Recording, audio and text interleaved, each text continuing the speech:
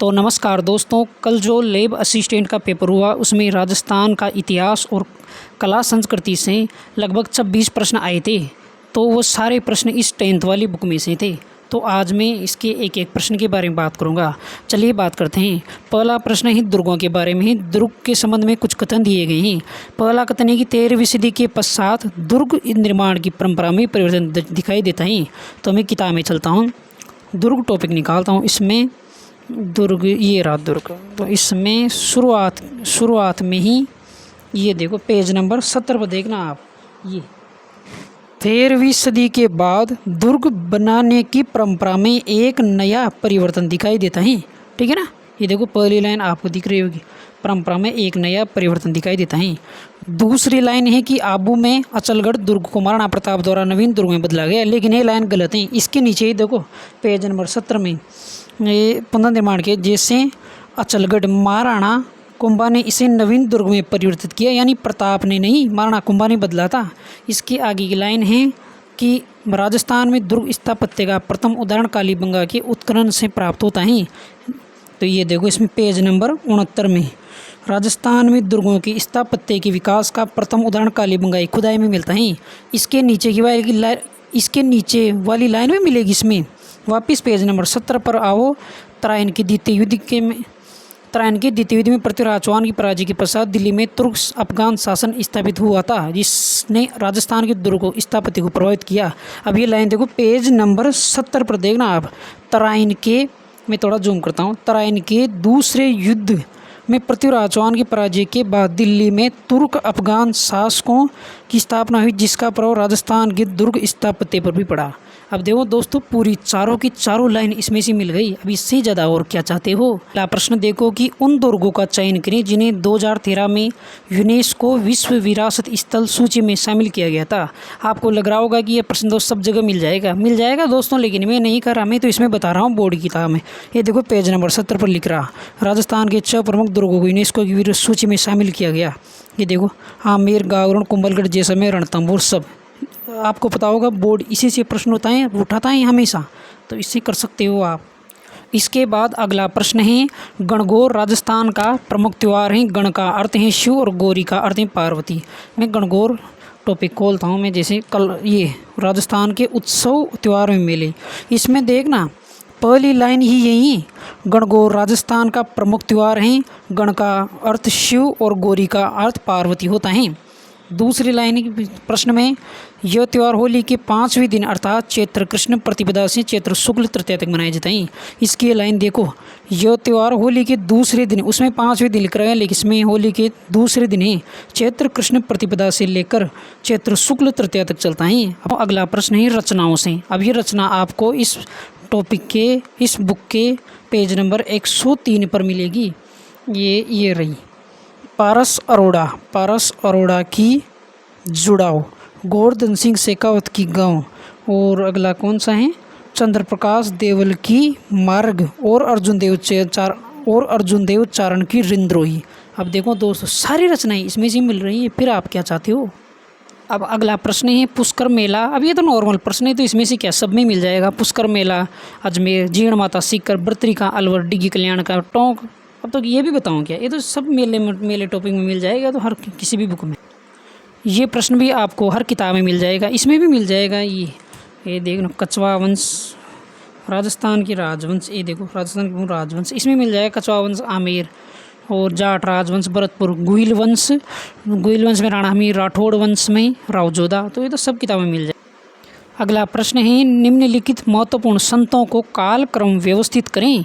अब देखो कालक्रम वाला सवाल आजकल RSS भी ज़्यादा पूछ रही हैं, तो देख लो इसमें संत दादू दयाल, महर्षि नवलराम, पीपा और संत माओजी। अब इनको इनके जन्म के अनुसार मिला सकते हैं। पहला है संत दादू दयाल, तो दादू दयाल निकालता हूँ मैं बुक में। ये देखो दादू दयाल 1544। उसके बाद महर्षि नवलराम, तो महर्षि नवलराम महर्षि नवलराम कितना है 1840, महर्षि नवलराम। अगला है पीपा, संत पीपा, ये रहा संत पीपा 1425। अगला संत माऊजी हैं 1714। अब आप देखो अनुमान लगाओ तो पता लगा ना आपको कि बोर्ड की किताब का कितना महत्व है। अगला प्रश्न है सही कथन का चयन करें। अब देखो ये प्रश्न कहाँ से आया, राजस्थान के लोक संगीत नामक टॉपिक में से। अब देखना पहला कथन है कि विवाह पूर्व दुल्हन और दूल्हे की विवाह की प्रेम आकांक्षा बना बनी गीतों में मिलती हैं। अब देखना पेज नंबर 84 पर विवाह पूर्व वर वधु की प्रेम आकांक्षा की अभिव्यक्ति बना बनी गीत में मिलती है। ये देखो पूरी लाइन टू लाइन दे रखी है इसमें। अगला कथन है विवाह से पूर्व दूल्हे को रिश्तेदारों द्वारा आमंत्रित किया जाता है तथा लौटते इसमें बिंदोला से संबंधित गीत गाए जाता है। ये देखो लाइन, विवाह के पूर्व वर को रिश्तेदारों के यहाँ आमंत्रित किया जाता है, वहाँ से लौटते इसमें बिंदोला संबंधी गीत गाए जाता है। अब अगली देखना, दुल्हन के परिवार की महिलाओं द्वारा जनवासा की जगह देखने जाने का जला गीतों में उल्लेख मिलता है। वधु, ये देखो वधु के, इसने दुल्हन की जगह वधु दे रखा है, ये तो नाम बदल दे रहा है। वधु के घर की स्त्रियों द्वारा, वधु की स्त्रियों द्वारा वर की बारात का डेरा देखने जाने का उल्लेख जला गीतों में मिलता है। ये देखो लाइन। अगली लाइन है किसी बालक की मृत्यु पर गाए जाने वाले गीत जच्चा कहलाते हैं। ये लाइन गलत है क्योंकि जन्म के अवसर पर गाए जाते हैं। ये देखो शिशु के जन्म के अवसर पर गाए जाने वाले गीतों को जच्चा कहे जाते हैं। मतलब पूरी लाइन टू लाइन, मतलब यहाँ से चालू हुआ प्रश्न, यहाँ से शुरू किया और यहाँ तक पूछा उसने। अब आप देखो इतनी बातें कौन लिखता है बुक में, किसी भी बुक में नहीं मिलेगी आपको ये बातें, और ये सिर्फ आपको राजस्थान इतिहास संस्कृति की 10th वाली बुक में मिलेगी। प्रश्न है ये देखो गौरी देवी, कोमल कोठारी, कृपाल सिंह शेखावत, कर्पूर चंद्र कुलिस।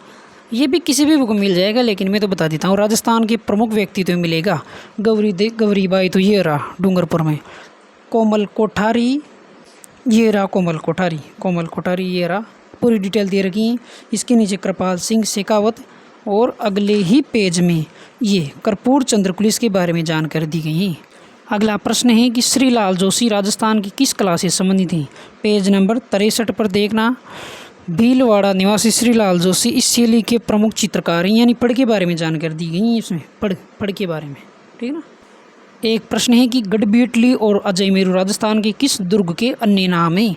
ये देखो दोस्तों पेज नंबर 73 पर देखना, तारागढ़ अजमेर, इसे गढ़बीटली और अजयमेरू भी कहते हैं। ये प्रश्न ये तो नॉर्मल मिल ही जाएगा हर बुक में। राजस्थान के युद्धों में चलता हूँ मैं, ये मारवाड़ के राठौड़, महाराणा राज सिंह, हल्दी घाटी, तो हल्दी घाटी का युद्ध यहाँ पर मिलेगा। हल्दी घाटी का युद्ध 1500, ये हल्दी घाटी का युद्ध 18 जून 1573, आप तारीख के हिसाब से मिलाने ना। खानवा का युद्ध किधर गया, खानवा का इसमें मिल जाएगा 17 मार्च 1527। इसके बाद सारंगपुर का युद्ध, सारंगपुर का महाराणा कुंभा की इसमें मिल जाएगा पूरा आपको। और पानीपत का प्रथम युद्ध भी इसमें मिल ही जाएगा, पानीपत या तो कुंभा में या सांगा में, ठीक है ना, सांगा में मिल जाएगा। एक प्रश्न ये भी है कि किस स्थान पर बड़ी संख्या में काले और लाल मिट्टी के बर्तन पाए गए हैं। अब देखो ये रहा गिलुंड सभ्यता है, पेज नंबर 4 में, सादे काले पोलिसदार भूरे लाल और काले चित्रित मृदभांड। अब देखो ये भी इसमें से मिल गया। राणा सांगा किस वंश के प्रमुख शासक थे, सबको पता है गोइल वंश के, लेकिन इसमें मैं ये नहीं कि इसमें मैं आपको इसको क्या बताऊँ, अभी ये तो नॉर्मल प्रश्न है। अगला प्रश्न है कौन से लोक देवता को हिंदुओं द्वारा नागराज और मुस्लिमों द्वारा गोगा पीर के रूप में पूजा जाता है। लोक देवता टॉपिक निकालता हूँ मैं फटाफट, इसमें लोक देवता टॉपिक निकाल। ये देखो गोगा जी पेज नंबर 29 में, हिंदू नागराज कहते हैं तो मुस्लिम गोगा पीर के रूप में इनकी पूजा करते हैं। इसके बाद ये प्रश्न है आना सागर झील, माही बांध, मचकुंड, सीताबाड़ी, ये तो नॉर्मल है, तो इसमें क्या सब में मिल जाएगी, पर्यटन टॉपिक है, इसमें हर पर्यटन के हिसाब से झीलों के हिसाब से दे रखा है, इसमें सब मिल जाएगा। जैसे ये आना सागर झील तो ये रही, माही बांध ये रहा, सीताबाड़ी 12 में दे रखी, और कौन सा है वो मचकुंड धौलपुर में मिल जाएगा। धौलपुर निकालता हूँ मैं, किधर गया धौलपुर, ये रहा मचकुंड धौलपुर। अगला प्रश्न है, अब देखो ये रचना वाला प्रश्न है, अब ये आपको शायद ही किसी बुक में मिलेगा। अब ये प्रश्न कहाँ से आया, ये देखो भाषा और साहित्य नामक टॉपिक है 10th वाली बुक में 103 पेज में, उसमें से आया। अब देखना प्रकाश जैन की कौन सी है, किधर गया प्रकाश जैन, ये देखो साहित्यिक पत्रिका बने, प्रकाश जैन की अजमेर की लहर। उसके बाद कमर कमर मेवाड़ी की कांकरोली की संबोधन। इसके बाद हरीश बदाणी की किधर गई, हरीश बदाणी, ये बीकानेर की वातायन हरीश बदाणी। उसके बाद विजेंद्र की कौन सी बची, विजेंद्र की भरतपुर की ओर। अब ये प्रश्न तो लगभग सब किताबें मिल जाएगा, नॉर्मल प्रश्न है। एक लिंग जी मंदिर उदयपुर, हर्षद माता दौसा, किराड़ू के मंदिर बाड़मेर, सच्चाई माता जोधपुर। इसमें क्या है तो सब में ही इसमें मंदिर नामक टॉपिक में मिल जाएगा आपको। अब ये टॉपिक है दुर्गों को क्रमानुसार जमाने का। तो ये दुर्ग नामक टॉपिक में मैं आता हूँ गागरोन का किला, इसमें तारीख भी लिख रखी है। उसके बाद ये जूनागढ़ दुर्ग रहा, चूरू का किला, ये चूरू का किला, शिवाना दुर्ग किधर गया, ये शिवाना दुर्ग, इसमें तारीख भी दे रखी है इसके साथ साथ। इसके बाद अगला प्रश्न है विभिन्न कलाओं के विकास के दृष्टिकोण से महाराणा कुंभा शासनकाल स्वर्ण युग माना जाता है। पेज नंबर 55 में मिलेगी आपको।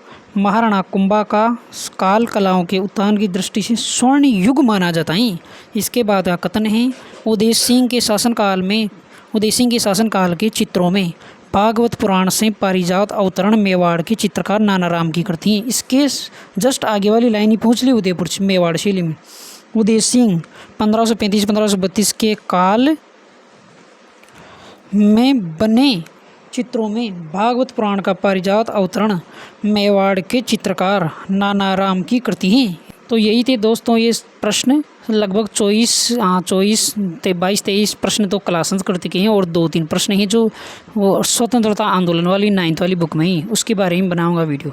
तो पता लग गया ना दोस्तों आपको कि सब प्रश्न यहीं से आ रहे हैं। वीडियो पसंद आई हो तो लाइक करें, चैनल पर पहली बार हो तो सब्सक्राइब करें। धन्यवाद।